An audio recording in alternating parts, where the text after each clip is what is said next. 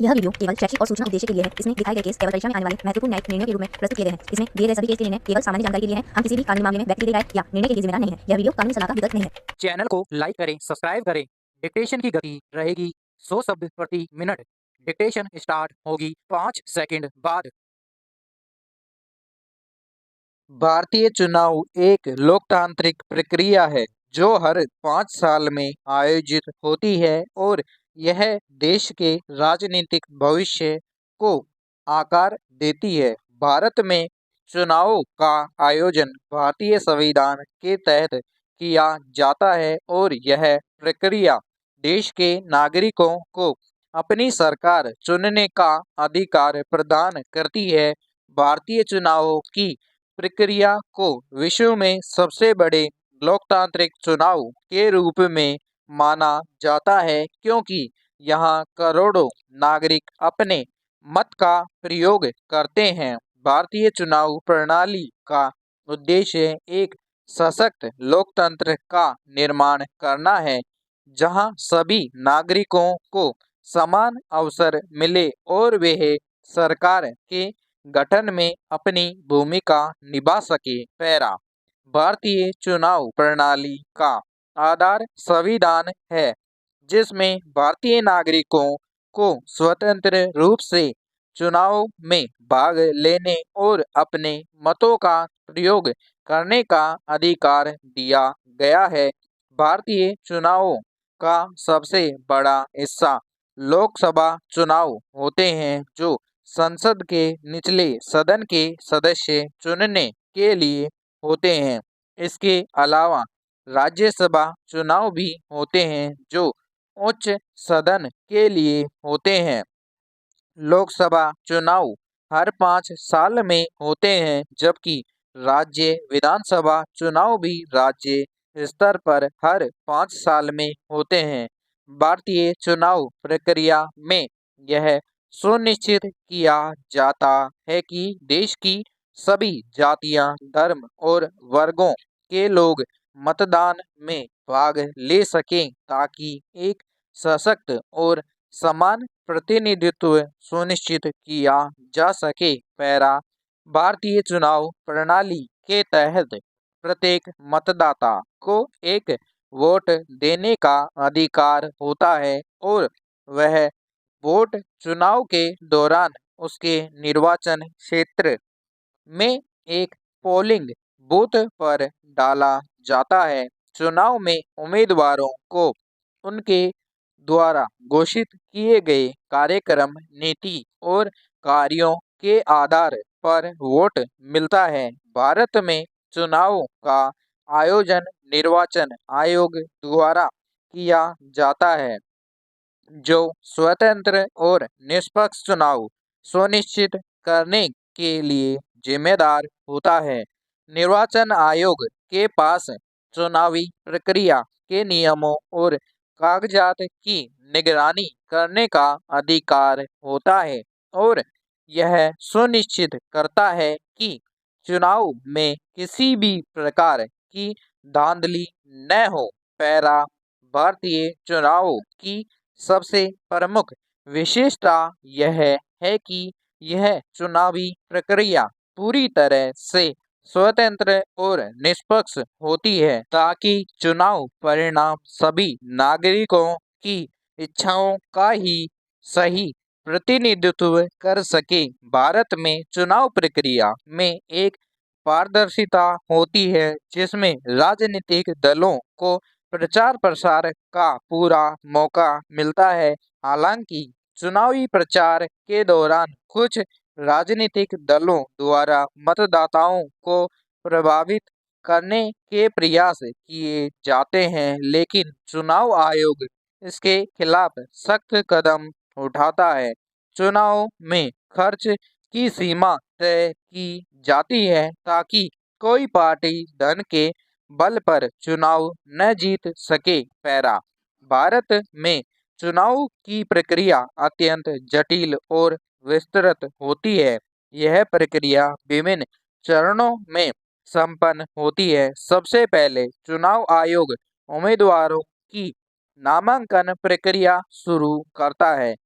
जिसमें उम्मीदवारों को अपनी उम्मीदवारी की घोषणा करनी होती है। इसके बाद चुनावी प्रचार शुरू होता है, जिसमें उम्मीदवार अपनी योजनाओं, विचारों और नीतियों को मतदाताओं तक पहुंचाते हैं। चुनाव प्रचार के दौरान भाषाएं, रैलियां और मीडिया के माध्यम से प्रचार होता है। इसके बाद मतदान होता है, जिसमें मतदाता अपने मताधिकार का प्रयोग करके अपने पसंदीदा उम्मीदवार को वोट देते हैं। चुनाव के बाद वोटों की गिनती होती है और परिणाम घोषित किए जाते हैं। चुनाव के परिणाम के आधार पर ही भारतीय संसद और राज्य विधानसभाओं के गठन का काम होता है। लोकसभा चुनावों में जीतने वाली पार्टी या गठबंधन के नेताओं को प्रधानमंत्री और मंत्रिपरिषद बनाने का अधिकार होता है। राज्य विधानसभा चुनावों में जीतने वाली पार्टी के नेताओं को मुख्यमंत्री बनने का अधिकार होता है। इन चुनावों का परिणाम केवल राजनीतिक दलों के लिए नहीं बल्कि पूरे देश के लिए महत्वपूर्ण होता है, क्योंकि यह तय करता है कि किस पार्टी के पास शासन चलाने का अधिकार होगा और किसकी नीतियां देश और राज्य के विकास के लिए लागू होंगी। पैरा भारतीय चुनावों की प्रक्रिया के दौरान भारतीय मतदाता अपनी जिम्मेदारी को बखूबी निभाते हैं। भारत में मतदाता का अधिकार उम्र के साथ साथ बढ़ता है और 18 साल की उम्र पूरी करने के बाद हर भारतीय नागरिक को अपना वोट डालने का अधिकार मिलता है। इस प्रक्रिया के माध्यम से देश की जनता अपनी पसंद की सरकार का चयन करती है, जो आने वाले समय में उनकी भलाई के लिए कार्य करेगी। भारत में चुनावी प्रक्रिया में सभी मतदाताओं के लिए वोट डालने का एक समान अधिकार होता है, चाहे उनकी जाति, धर्म, लिंग या आर्थिक स्थिति कुछ भी हो। पैरा भारतीय चुनावों में राजनीतिक मामलों की भूमिका अहम होती है।